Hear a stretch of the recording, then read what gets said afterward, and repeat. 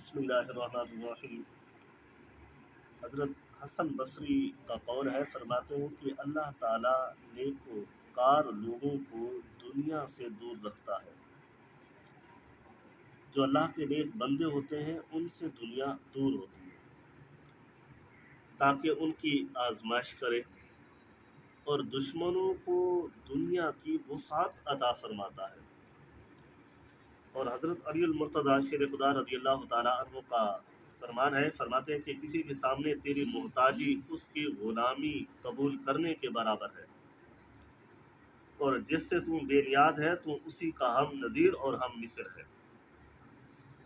ایک دفعہ حضرت محمد بن واسی سوکھی روٹی کھاتے جاتے تھے اور ساتھ ساتھ کہتے جاتے تھے، جو اس پر قناعت کرتا ہے وہ لوگوں سے بے نیاز ہو جاتا ہے۔ ابو سفیان فرمایا کرتے تھے کہ پرہیزگاری اختیار کرو، آج تک کسی پرہیزگار کو بھوکا مرتے ہوئے نہیں دیکھا گیا۔ حضرت ابو سفیان ثوری کا قول ہے، حضرت ابو سفیان فرماتے ہیں کہ پرہیزگاری اختیار کرو، اور پرہیزگار آدمی کبھی بھی کسی نے بھی اس کو بھوکا مرتے ہوئے نہیں دیکھا۔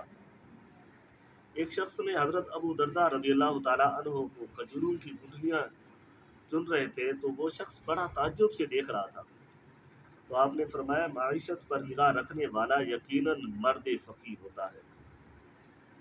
تو اللہ رب العزت سے دعا ہے کہ اللہ رب العزت ہم سب کو قناعت کرنے کی توفیق عطا فرمائے۔